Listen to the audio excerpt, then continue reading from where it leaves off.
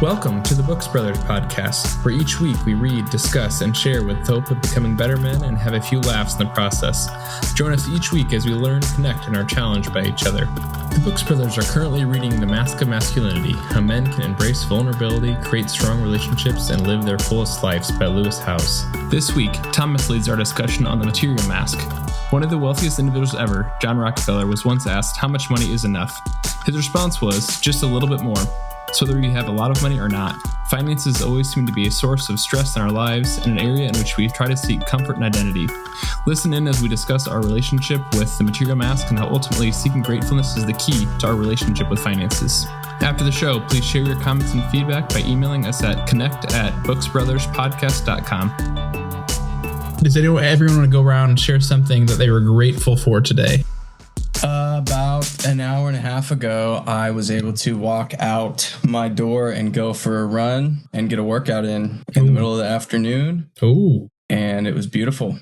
And I'm really grateful I have the kind of work position to be able to do that just on a random Wednesday afternoon. It's awesome. That's great. We won't tell your boss. Oh, he's all about it. That's one reason I love him. It's cool. Yeah. I did the same thing today. And it was nice, very hot. Nice. But I'm grateful for the the season finale of the Wheel of Time TV show. Yeah. It was great. You already watched it? Oh yeah. For sure.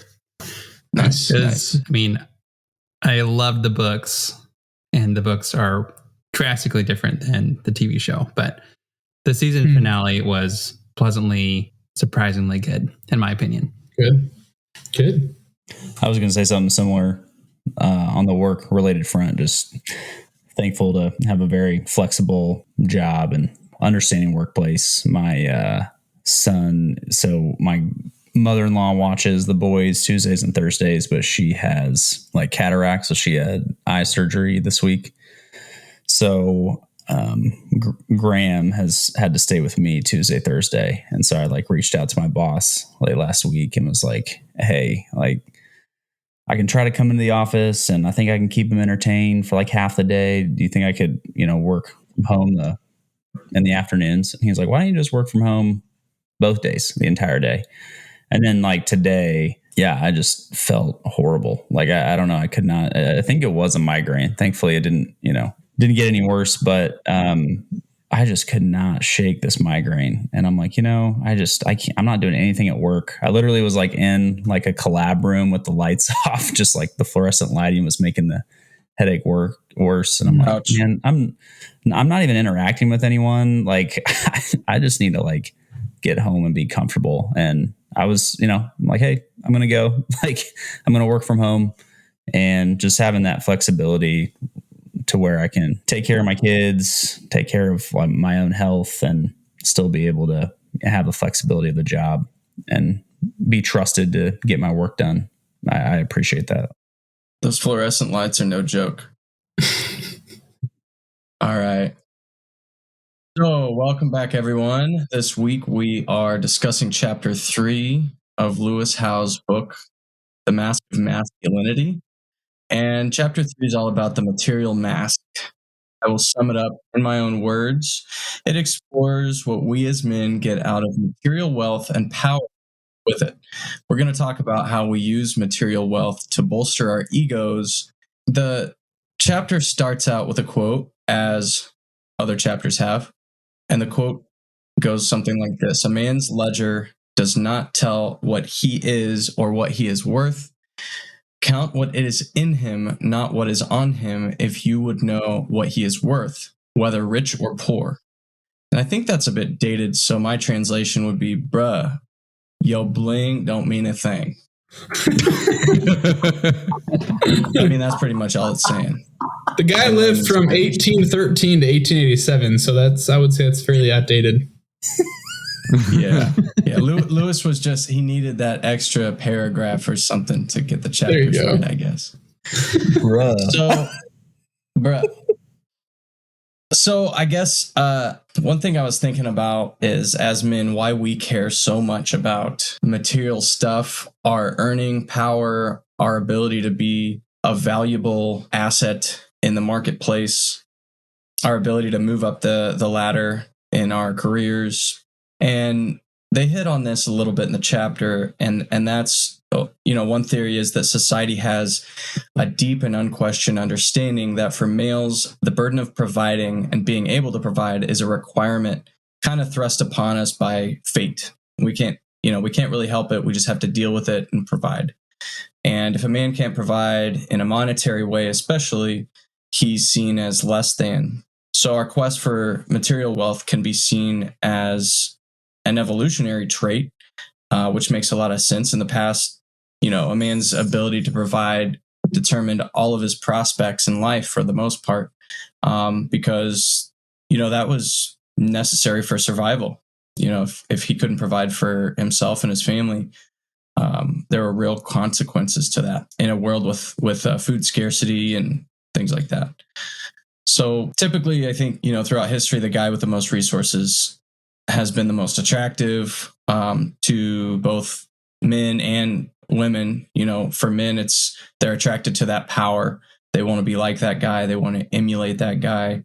And a lot of times the way in which they get that power as a male isn't as important as the fact that they have it. And for women, obviously, I think that they have a innate need to be, cared for and to feel safe and secure. And as a man who can provide, that's something that I feel like is pretty important. So Lewis, just a little bit of background about the author again. He was playing football as a pro or semi-pro, I guess. And at one point he got hurt. And I think didn't he say, guys, that he spent a year to a year and a half like on his sister's couch? Yeah. Just kind of couch surfing, not really having, I guess, direction or making a lot of money.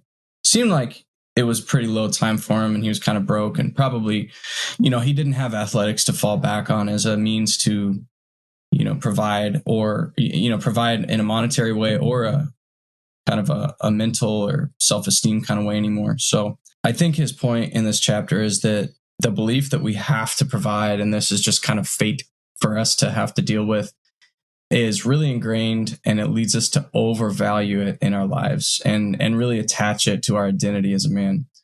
And if you've ever watched Breaking Bad, as a viewer, it's hard to hate the main character, Walter White. Even though he cooked meth and murdered people, his motivation was always to provide for his family. And at one point, he says, a man provides even when he's not appreciated, respected, or even loved. A man has to do what a man has to do. And it is really hard to argue with that mentality as a man, even if you're looking at a guy who's done horrible things in order to achieve that end. We all kind of seem to want to live up to that standard, no matter how we get there. And I would say, men who can't provide really feel invisible. They feel like they don't have any value in this world, and probably deal with a lot of shame and uncertainty.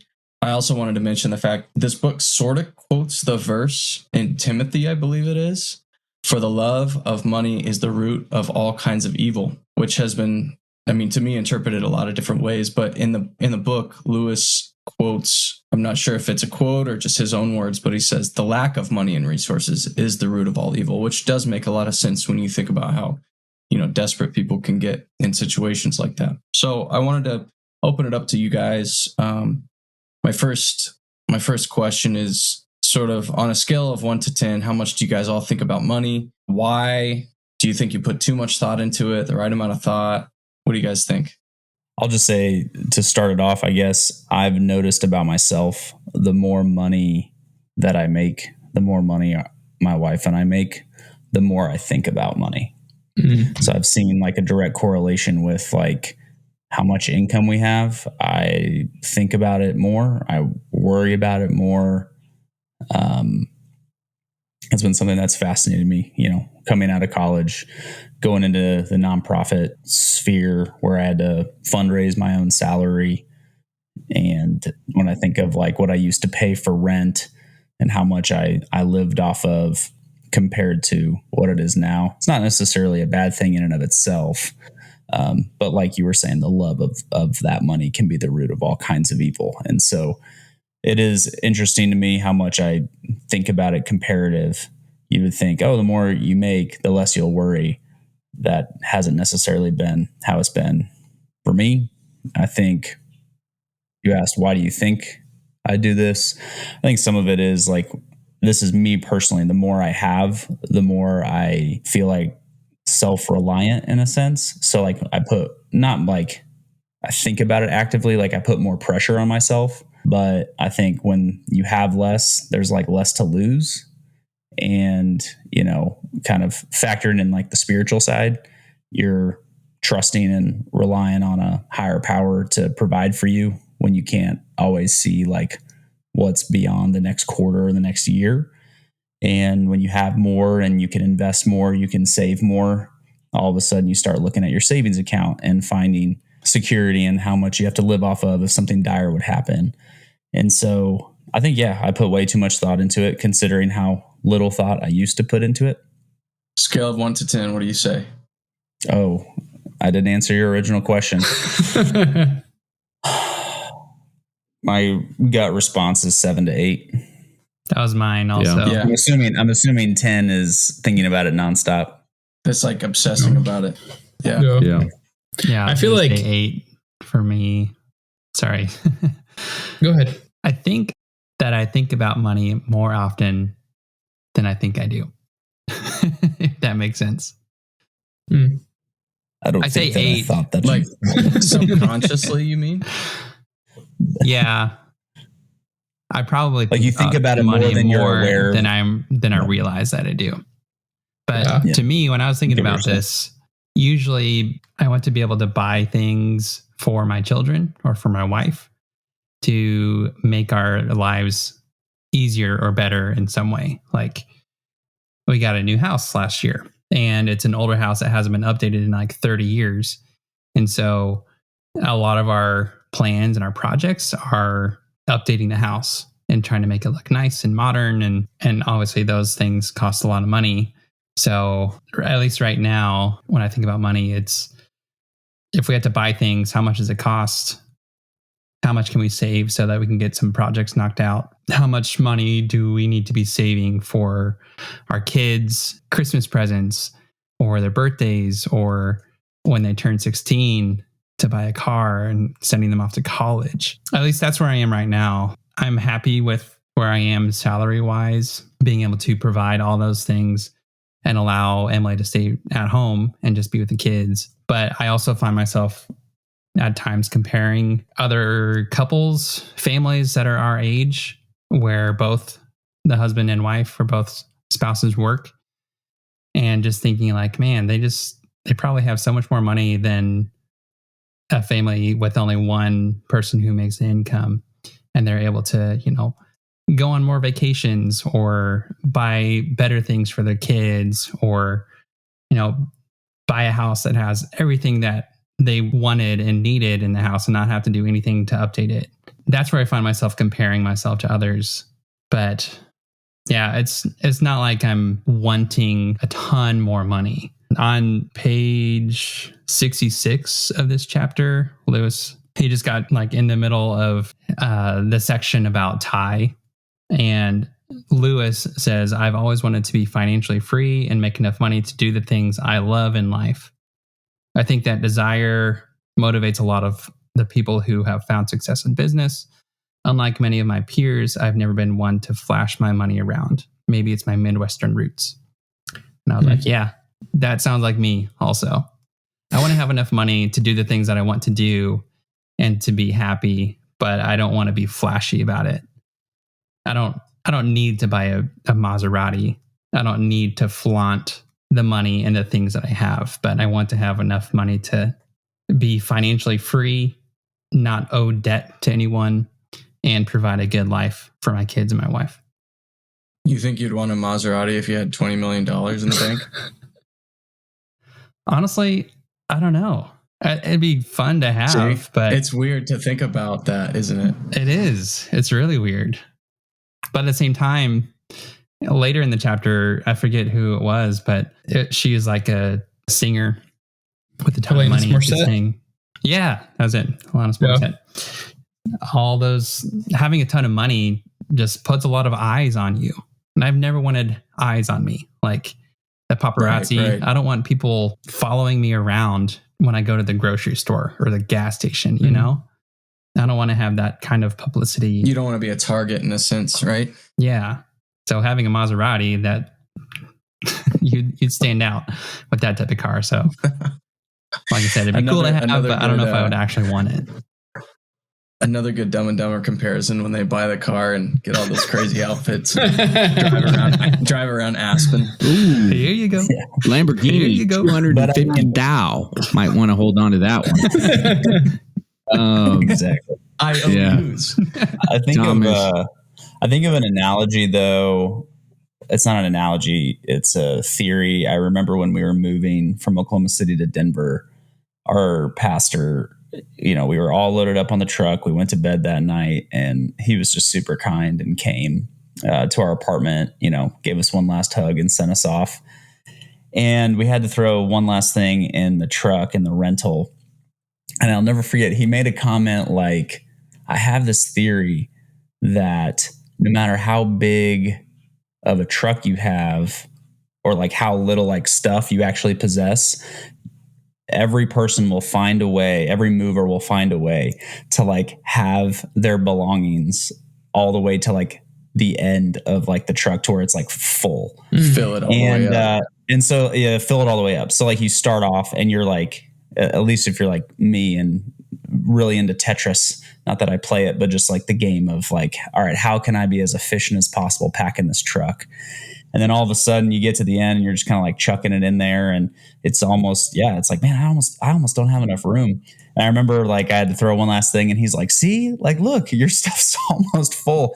And I think of that analogy. I don't know why that came to me when it comes to this, because like I said before, starting off with much more humble means in the nonprofit world, it's like I had food on the table. I could go buy stuff if I wanted, not as many things, but as our income has increased, the things we buy have become gradually more expensive. Or instead of buying something used or at an auction or at a thrift store, now we'll buy it new or at this website or, and so I think of that like similar analogy. So yeah, Thomas, you kind of joke like, well, if you had 20 million, it's like, I don't know. I don't think any of us will be there anytime soon. So it's impossible to know, but it wouldn't surprise me if it's like, now that the size of the rental truck has increased and with more money or whatever. And so the things that we think about, the lifestyle, like changes, it's very easy to fall into that temptation of falling into that as well. Does that make sense? I don't know, man. Yeah, we have a podcast though. I mean, 20 million's not out of the question at this point. I know, like, it's a good break to go to one of our sponsors. Garrett, so with what you're saying, that reminded me of like something that Ruth has seen at the hospital. So Ruth works at the Children's Hospital here in Phoenix. And every once in a while they have a kid that comes in that gets treatment that's homeless. And she's told me before about how homeless individuals, these homeless kids, they tend to, or kids who've like been in the foster system and such, they tend to be even more attached to their possessions. And I think it's interesting to see that you see the same thing play out at all levels. You see this desire for more, this desire for things. And I think that there's always going to be that. I think especially when you're talking about like filling that truck, like to the last little bit, like I think we just get attached to our things. And whether you're not making that much money or whether they're making a lot of money, I think anyone can have an issue or struggle with the idea of like a material mask of putting value in what they own or who, there are things defining them. Thomas, there were two quotes in the early section that I wrote down that I think really stick out. Money is like a pit bull. It can save your life or turn around and kill you. And then adversity makes men, prosperity makes monsters. Getting back to your original question. I like that one a lot. I would say you know this the most, right? Back before COVID happened, I'd taken a decent chunk of money and kind of put it aside in the stock market, and I got pretty enthralled in it, I would say. I mean, I was thinking about it constantly. I mean, minute by minute, hour by hour. if 8:30 came around and the stock market was red, it was a bad day. And if it was green, it was a good day. And just getting so wrapped up into just wanting to see the growth immediately, almost like I was a day trader in that sense, right? Like I was putting it in stocks, putting it in mutual funds, right? So it was a matter of wanting to see long-term growth, but I just wanted to see that short-term growth so quickly that if I wanted to get out and make profit, I could. So I think back then, right, it was more, I was thinking about it every day, I would be a 10. And I think ever since I've gotten out of the stock market in that sort of additional surplus income that can go into it, I've focused a lot less on money. And I know that, my contributions to my 401k are something that's going to be over the next 30, 40 years, right? That I can't touch anyway. So why worry about it? But I don't know. I think right now I'm probably at like a 7 or 8, but I think the most thing, like the thing that we're talking about and Stalin, like what you're mentioning with the foster kids, like their thing that they're attached to, like, I think what we all want is like security rather than the money itself. Yeah. Like the money provides a level of security to do the things that we want to do, to live comfortably. But Garrett, to your point, right? The trust in the higher power, the recognition that we really have so much to be grateful, which is kind of a sneak peek into what this chapter is really about. Kind of reveals itself as you take off the material mask. Yeah, it's good. Rob, what about when it comes to your AC? Man. See, that's the thing, though. Yeah, you better keep that part in. Marianne's gonna laugh at that one. As he sits here shirtless because it's too hot. I think that I am always strapped to see how I can save money. Where I can eliminate. Do you think your upbringing, were your parents like that, Rob? So, I mean, I was raised in Midwest humble roots. My parents didn't necessarily have money. We worked for everything that we did. I worked slinging milk jugs at Hy-Vee from the time I was Hy-Vee, baby. Hy-Vee's a good place. Yeah. I mean, when you work for it and you have the work ethic, and you develop a good work ethic, you also look at how you can cut costs. And if it involves a little sacrifice to cut the cost to then take that money and use it elsewhere, it's for me, it's been almost like a game, which is the competitive mask or the. And I think there's like wisdom in that though too, of stewarding your finances well. Right. There's a lot of wisdom that comes with that. It's a fine line. I'm green over here, guys. I'm green. Sure. But saving money's nice too, isn't it? I can identify a lot with you, Rob. I actually think maybe Stalin and to an extent Garrett too, just having moved out of the Midwest to some more high cost of living places. Like when I look at housing out here in Hawaii specifically, it's like the down payment is the full cost of a house where I'm from. Yeah. And so like I basically gave up on the traditional Midwest belief of what it looks like to have a certain level of wealth, because it's just like, I think the cost of living index here is 193, which is almost double the average of the nation. So wow. I guess for me, I got more into, like Rob said, maybe how much do I have in my portfolio? Or, I'm going to read books about like the FIRE movement, the financially independent retire early, and try to learn more about how I can kind of hack my own life to where a certain savings ratio is meaning I'm successful or more successful than other people, or I'm way above average. And that makes me feel better as maybe a man or I don't know, just a human being.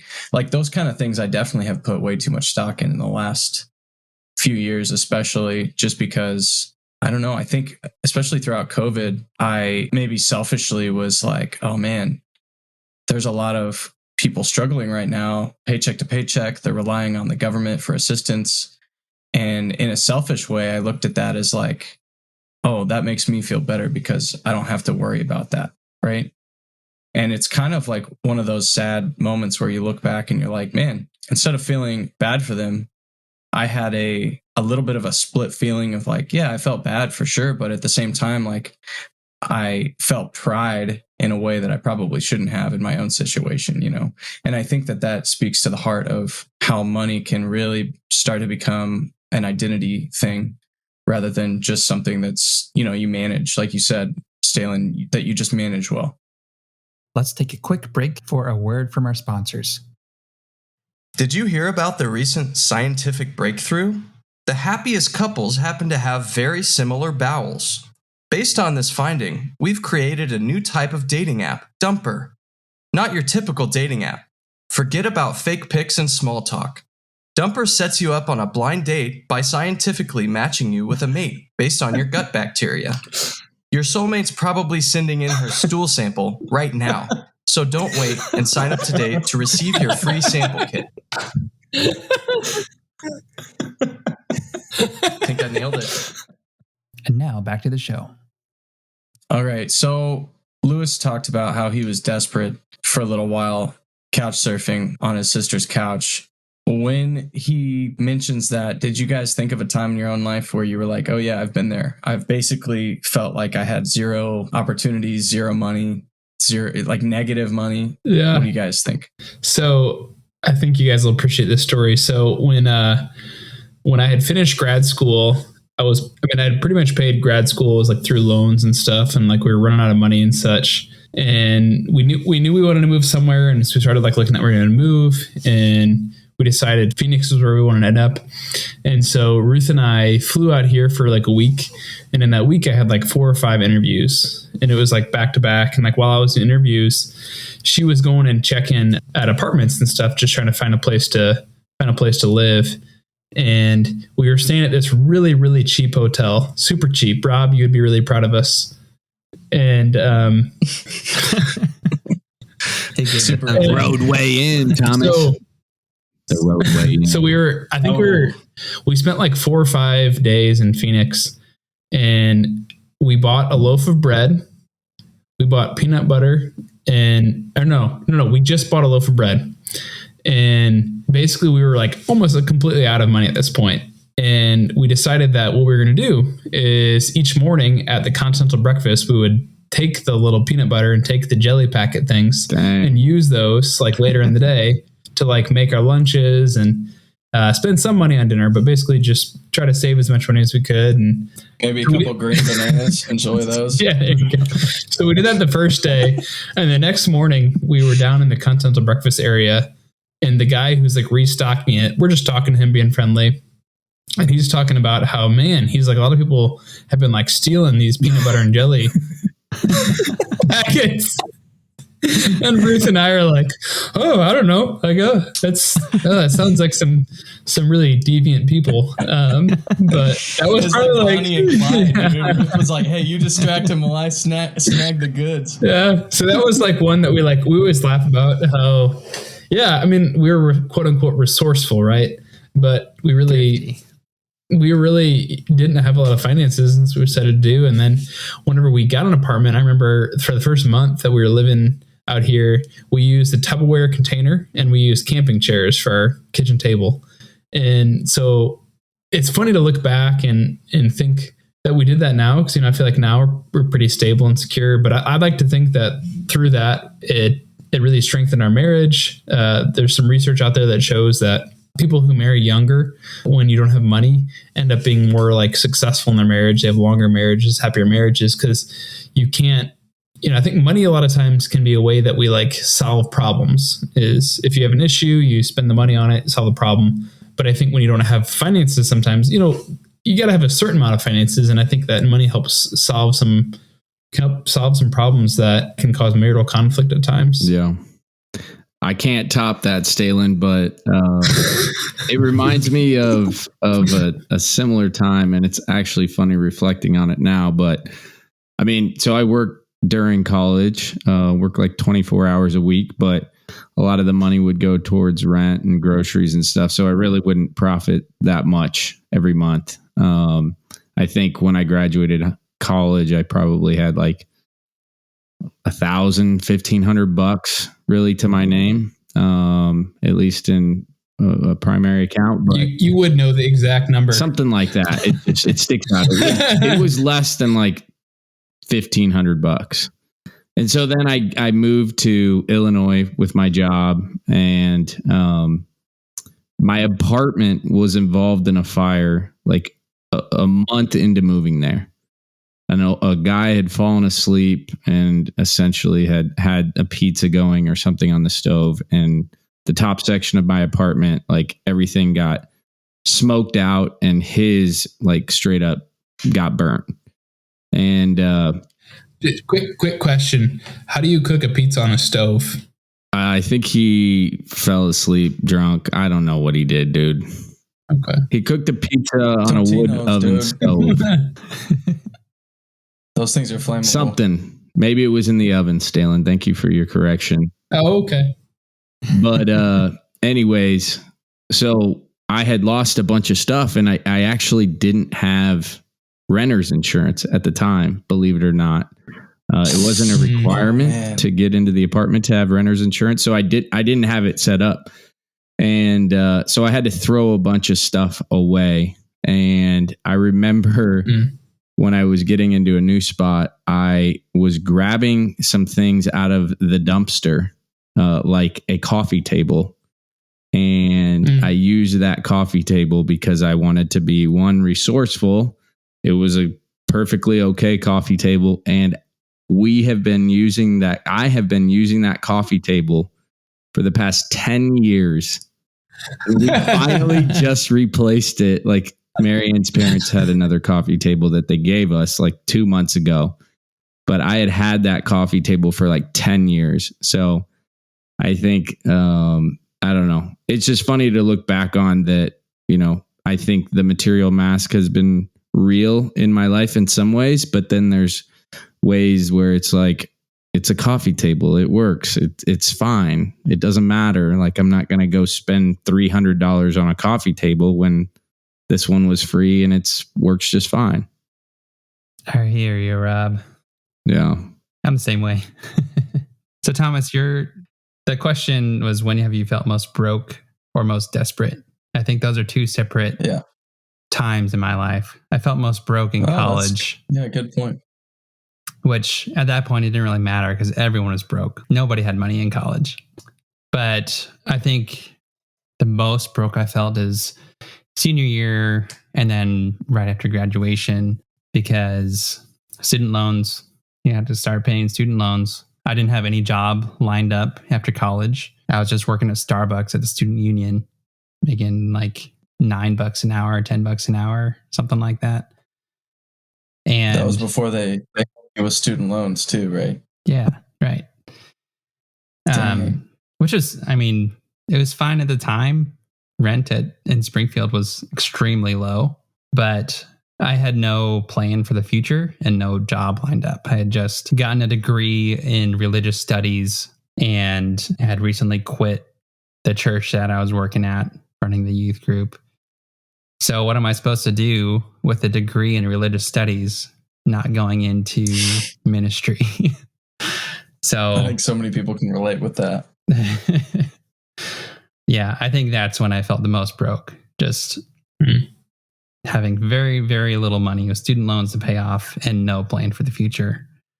Again, it wasn't the most heartbreaking moment because a lot of people are probably in similar situations, and just getting out of college, I was kind of expecting that, not to have money going out of college. But the time that I felt most desperate, I don't even know if you all know this, but I was fired from my first big boy job after over 2.5 years. And I mean, technically they had reasons to do it, but I was doing things that almost everyone on my team was also doing. I was essentially spending more time building up a tool and a dashboard for our team and doing like escalation type work rather than doing some of the help desk tier 1 type work.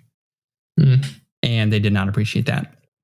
It was an awful job anyways, and it actually turned out to be a blessing. But at the time, like Emily and I were recently married, and just having to go through being fired from your first real job, like that is very shameful to me. I had a lot of guilt and just like questioning who I was as a person, as a man. Like, why did I have to put myself in this position? Why did I make those choices to get fired? And now we have to rely on my wife's salary to support us until I can find another job. And I don't know, having to tell my family and friends about what happened was also shameful, and just living with that guilt. Like, I didn't feel like I was a good person after that happened, a good man, a good husband, a good son either. So that was one of the lowest points in my life, I'd say, is feeling shame of that. But in the long run, it turned out to be a very good thing. And I think it's one of the steps that got to me to where I am today. So thanks for sharing that, man. I didn't know about that. That's really hard. Yeah. Did you want to hide it when that happened? Did you want to like kind of play it off as if, maybe if I get a new job really quick, I can just talk about that? Or like, I don't know. I mean, that would be a shame. Absolutely. Yeah. Like most people that I talk to, I just say I'd been at that job for 2.5 years, and then I hated it, which I did. And then I found something better afterwards. Yeah. So I never really talked about that stuff as a guy. Yeah. But the thing is, it's like, that has nothing to do with who you are as a person. It's just an entry level freaking job. Why do we take it so seriously? Like, come on, bro. Yeah. Like a monkey could probably do everything that we did 2 years out of college. You know what I mean? Like when I look back, I'm like, are you kidding? Like, why did I take that so seriously? That was kind of a joke, and I got paid joke money to do it too. So why did I even care? Yeah. Do you, Matt, like looking back on that, Matt, is there anything that you feel like you would have done differently in the aftermath? So after, essentially after they laid you off, is there anything you would have done differently in the way that you went about things? Or do you feel like the way you went about things was the best for you? Afterwards, I don't think so. I don't know. I think it pushed me to actually go and apply for more jobs. I had been looking around a little bit for years for a new job. And this was kind of the push to actually go out and apply for new jobs. Yeah. But I don't know, maybe talking about it more with close friends, with people, would have helped me process what I was working through and feeling. Yeah. I probably should have done that. I didn't even like talking about it to Emily, because every time we talked about it, I was ashamed, and I just didn't want to talk through those feelings. So, I guess I would say that. I mean, talk about it to other people. Yeah. I think it really goes back to just like how, I don't know, it seems as though it's more of a male thing than female thing. I'm sure we all experience this at some level, but our identity is tied in our ability to provide and to be able to do something well. And so it sounds like, the way you describe it there, it sounds like you were working on other important things. They just didn't really maybe want you to work on those things. But I think it's hard not to have kind of identity questions when that arises. I know myself and Thomas have recently gone through job changes, and Thomas, you were, for your job, they reached out to you, right? Yeah. Okay. But I know, like for myself, and I know like Rob, we've talked about this before, about how when you are applying for jobs, there is a lot of like identity. And like, I know Rob and I have talked about how you apply for a job and you start to like envision what it would look like to do that job, and you build up thoughts, you connect emotions to it. And then, weeks go by, you don't hear anything. And it's like, oh man, job stuff can be very hard to not put our identity in, because it's the way that we provide. It's the way we care for people. Yeah. When something good happens at work, we want to share it. When something bad happens, we don't usually share those. Maybe we don't even share this with our spouse, because I think that we do feel, if you're spending, we spend most of our time at work. And so I think it's another easy area to put identity in. Yeah. Thomas, I feel like you can relate to this. I know we're talking about kind of the male lens. I think Thomas and I's wives are probably pretty similar in nature. I know that my wife, this whole identity around money, it's been a touchy subject for her. I mean, when we were getting ready to get married, there was so much of, are you sure you're ready for this? Are you sure that, I'm not a traditional like wife that's going to bring in, I'm not a nurse. I'm not this, I'm not that, right? Like I work contractually. I don't know what I'm going to make every year. My taxes are going to be insane at the end of the year if I've actually worked, because so many people are paying me, or different people, right? But it's beautiful to watch someone who truly loves what they do. And, as a singer, actress, performer, like she works for free, guys. I mean, she literally works for a theater in town where they don't pay her anything. And she's driving, she's rehearsing, she's spending resources to do what she loves, going negative, if you will, in terms of, what the world would say about that. But it's beautiful to watch someone be liberated from money and not be motivated by it and be doing it because it's truly what they love. And, I don't know. I just wanted to provide that kind of feminine perspective as well, because I think us men can be liberated and do the things that we love. And Stalen, I think your latest example of quitting your traditional 9-to-5 PT job to take something risky. Thomas, you're doing the same thing to I don't know, roll up your sleeves and try something new and find a new joy. And I think that's commendable with the risk associated, as we've been talking about, a male being a provider. Yeah. I think too, like as me personally, as I've gotten older, I've wanted how much work I put in to mean something. And so if I put a lot of work into it, I want to be compensated more for it, I think. And so I want to be able to provide value. I think that sometimes that can be something that when you have a job that is, this new role I took on here, there's a commission component. And I like the idea of that, because I like that when I work harder, it means that I get, essentially the positive benefit of that. And that's not everything. But I do think that sometimes that's a good motivator for you to really push into do something that's more challenging or more hard.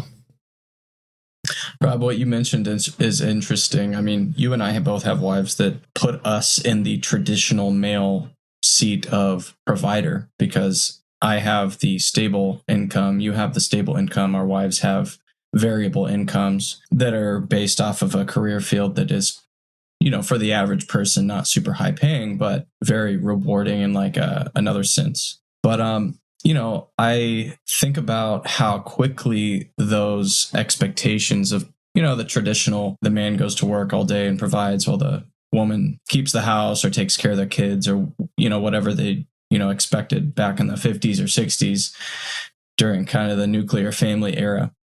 The speed at which that cultural norm has flipped on its head, I feel like leaves men in a really weird spot where they still feel the pressure to be the provider.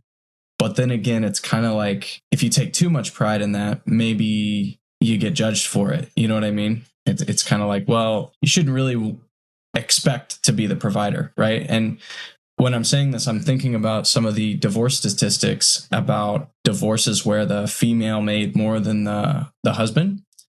And that seems to be correlated positively with divorce in general, where the guy can't really handle it. He just feels emasculated because his wife is providing more than he is. And, I guess I wonder, if anybody out there sort of has thoughts about that, but I've definitely thought about it before, and how it's pressure, right, to provide a little bit more, but it's also something that's really rewarding to me, at least, to have that as a piece of my identity to fall back on and be like, well, at least I provide for my wife, and that feels good. Yeah, Garrett. Oh, I hit the hand raise or whatever because you're like, if anyone out there experienced and Such whatever, a subtle way. Oh, I know you. I think I'm probably probably had the only one something to in say. the group that is in those shoes currently. But I was more just kind of making a joke. But I mean, I think the idea. Garrett, you saying you got a sugar mama? Hey, I do. Yeah.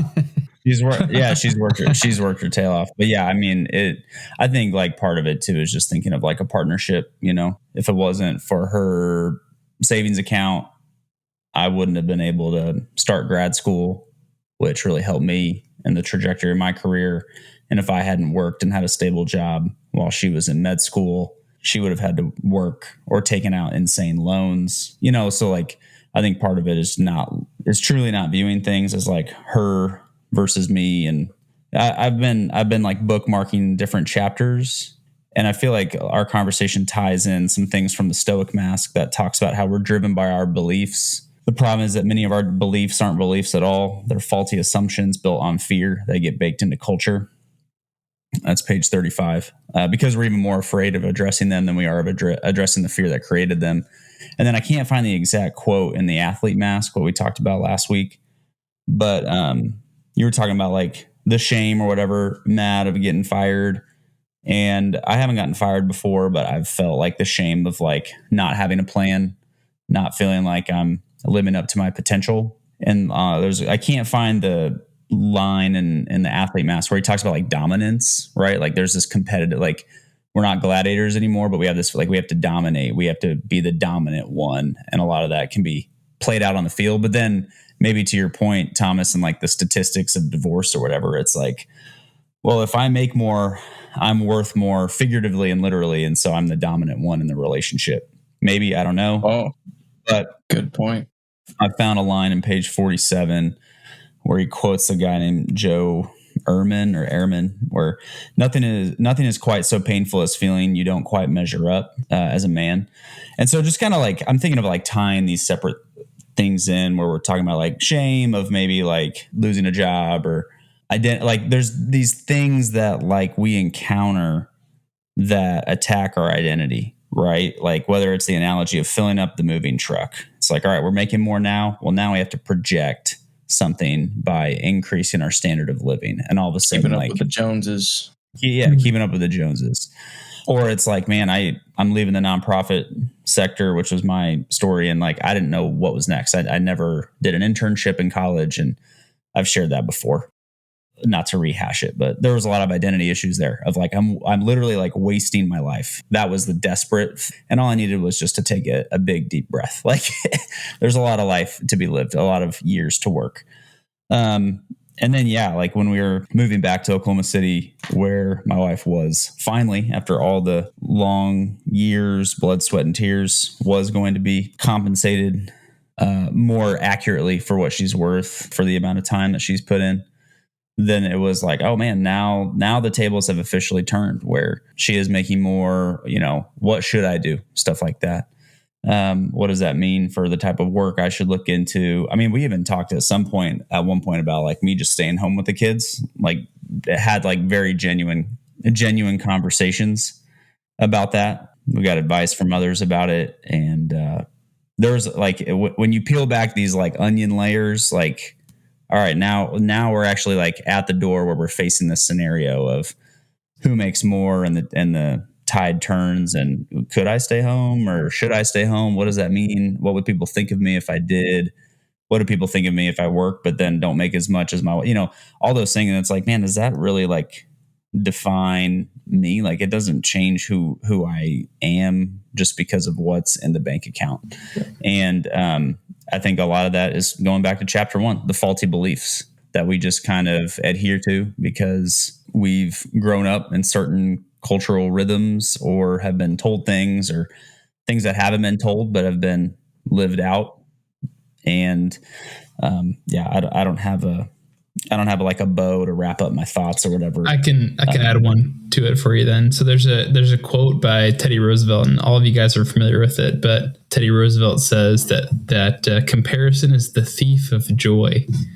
And so I think that really, I mean, it hits on a lot of what we talked about where obviously you're talking a lot about as it relates to identity and comparison with others. But really, I think when it comes to finances, I think this more of any of the masks that, as we look at the rest of this chapter, the rest of this book, I feel like the material mask and finances is the area where I put value in comparison to others. I think of the other areas, I don't feel like I compare as much, but when it comes to finances, I compare. And obviously Teddy was the man and had lots of good thoughts and really lived a solid life and pursued some strenuous stuff. And I think realizing that, when we compare ourselves, there's a lot of emptiness that can be in that. Let's take a quick break for a word from our sponsors. Are you tired of being stuck at 5'9"? Did you get your bad height genes from your 4'8" mother? For those guys that are trying to add some height to their lives, now introducing Height Buddies. These bad boys just snap onto your standard shoes and give you those extra inches. Now available in platform height sizes of 4 inches, 6 inches, and 8 inches.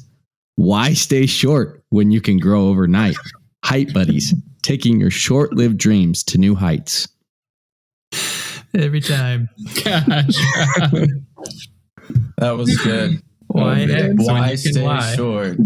Also, are you tired of... So true. And now back to the show. Yeah, because it never ends, right? Like that's the other part that I've experienced in the last few years. Again, like traveling alongside my wife with her career path in residency, being in pediatrics, it's very female dominated specialty. But the fun part about residency is everyone's literally older. You got undergrad, then 4 years of med school. And so with that, more people were married. So like there were a lot of dudes that were in my same shoes.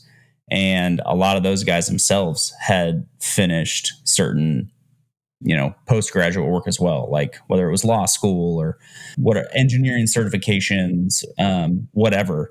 And that temptation doesn't stop of like, you might hit your own personal goals or like, oh man, now I'm making this much or I have this title and stuff. But man, if it's like any of these topics I've talked about, it's not bad to pursue money, to steward money well, to be thrifty, to pursue a raise or a promotion, a nice house, wealth, all those things. Those are not bad things. Just like being an athlete isn't a bad thing, or being stoic is, not having emotions in certain situations. It's when those things can dominate our thoughts, our emotions, where we find identity in. And if something changes on us that's out of our control, we don't get the raise that we thought, or somebody else gets promoted, or we feel we're behind, we get fired, our spouse or significant other makes more than us, these things that we have faulty beliefs on, we may not know at the time, but when we're faced with them, they can really rattle us to our core. And that's why I think conversations like this are good, being open about it, like I feel like we're doing, and realizing like I've shared before, I never thought about how much my dad made. I appreciated that he was home every night and that we had a relationship growing up. And I think when you get down to what are our cores, what are our values that we truly believe in that matter in life, prioritize those things above and beyond other literal material things like this chapter. And that's what really matters at the end of our life. Real quick, a note on Teddy, though. I agree with what Stalin said. He was a solid dude, but he did name his son Kermit. I feel like we had a really good. You would do him like we had a really good bookend there, and then you threw that in. Man, we had a moment. I was like, man, where's Thomas going with this? Have you guys thought about the fact that we live in the richest country in the world during the richest time in history, and we all graduated college, so we're already like in the most, I don't want to say privileged, but it is like it's kind of amazing to think about how, and it goes back to me to the saying, the really, I think it's another quote from the 1800s: "Mo money, mo problems." Oh yes, that's how the quote goes. That was I think that was the pre-Victorian era. Yeah, Queen I think Elizabeth. that was Benjamin Franklin who said that sounds back right. in the 1800s. Mo money, mo Stanley problem. Steamer. And that's why they put him on the $100 bill. True. It's so true. Yeah. Maybe we could just hit on the gratitude piece.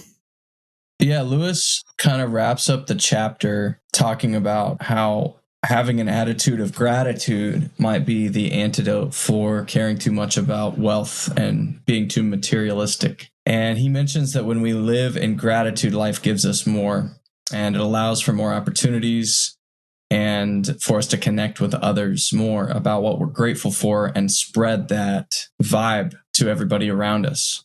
And we've been taught to attach our self-worth to what we have and what we do, but we all know, inherently the right way to think about it is that we're all valuable regardless of what we've got. If you're Elon Musk or Jeff Bezos, you're not any more valuable than the guy outside that's having a hard time down on his luck as a human being, obviously. I don't know. What do you guys think? I mean, we already hit on comparison. I think that's a big thing that saps gratitude from your life. What else do you guys think? Something that either boosts gratitude in your life or habits that really, take it away. I think, what would you say is a way that you guys have dealt with that and kind of been able to combat sort of some of these negative relationships with things like money, materialism? I think I feel like this is something where I've learned a lot from Fluz as he's talked about gratitude, where you just have to do it. You just have to get in the practice of being thankful for things and choosing to spend the time to say, what am I thankful for today? And I know that the days that I end doing that and the days that Ruth and I talk about what we're thankful for or what we are excited about with today or what went well, those days always end up ending better. Because there's always things to be grateful for. There's always things that are happening that we can be thankful for no matter where you're at in life. Yeah. I know we've been using this whole U-Haul filling it up thing, but there's a country song and it goes you never seen a hearse with a trailer hitch. Basically, you're not taking your stuff with you when you leave. And on page 70, Howes basically says you cannot purchase connection and relationships. And I think that, this chapter kind of hits on the whole, or sums up on the whole gratitude piece and being just thankful and grateful for what you have been provided with, what you've been bestowed with, and connections, relationships, the thing you cannot monetize, right? Like our bond together, our relationship, the things in our life that actually matter. There's a lot to be grateful for and thankful for, and it doesn't require dollar signs. I appreciate what you're saying, man. Because I think there's so much to be grateful for. There's so many good things that are, I don't know. I feel like I look at our lives and how all of us have had these good things happen to us, and good point. Yeah, it's good. You know what I think somebody might say when they listen to everything we've talked about today in this podcast is you guys are forgetting the part about how money matters a lot in life. And I'm a little afraid to come off as oh yeah, just don't worry about anything. Your career, your income, you're still valuable no matter what. And then people are yeah, well, but the world doesn't value me, obviously, because I'm being taken advantage of while everyone else seems to be winning. It's really hard to cut through that reality and get down to the feelings part of it, because there's so much evidence in the world that's contrary to those those realities of your worth. Truly. If this is the material mask, I just typed in materialism into Google. A tendency to consider material possessions and physical comfort as more important than spiritual values. And that's something that we're definitely lacking in our culture, I think. But yeah, I don't think that we're necessarily bashing money. I think that we all recognize that money, but it's really resources that have been given to us, bestowed on us, right?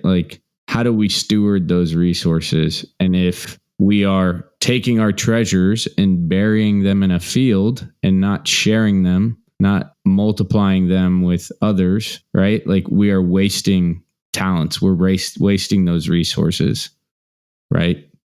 If we've been given the opportunity to be fathers, how do we, I don't know. I don't think any of us are saying that money is bad. I think the over obsession on it, I think it leads us down to a negative spiral that if we are placing our identity in it, then we're Have you doing guys it heard backwards. the theory that money just amplifies whatever you are even more? Oh, yeah. If you're basically like broke, but you really care about maybe your character and your, kind of your spiritual self and just being a kind, good person, and then you become like you win the lottery, that's going to be multiplied. Or if you're somebody who doesn't think about those things, maybe you're more just worried about, feeling comfortable all the time or showing off or, being better than other people, you win the lottery, that's going to be amplified in a really negative way. And I mean, I think that's what we're talking about. I think we just have to really constantly reevaluate who are we as people, and then kind of the way that we relate with money and use money is going to trickle down from there. Yep. Yeah, I think money is just such a touchy subject. Like, there are definitely going to be some people that disagree with us. That's inevitable. Yeah. But yeah. Now we're talking about our personal stories, how we feel, what the book is saying. And I think the core of it is just materialism doesn't make a man. It's who you are outside of that materialistic world. Thanks for tuning in to Chapter 3 of the Books Brothers podcast for the Material Mask. Next week, we'll be discussing Chapter 4, and this will be a spicy one, The Sexual Mask. Oh. Yes. Come strapped, come ready, boys. Oh, gosh. Oh, snap. Don't come strapped. Please. All right. Strap. All right. Let's strap it. Thanks for joining us this week on the Books Brothers podcast. If you haven't yet, buy or borrow the book we're going through and follow along with us. If you're listening on the Apple Podcast app or Spotify app, please review or subscribe. Also, you can join the conversation by emailing us at connect@booksbrotherspodcast.com. Until next week, read, reflect, and connect.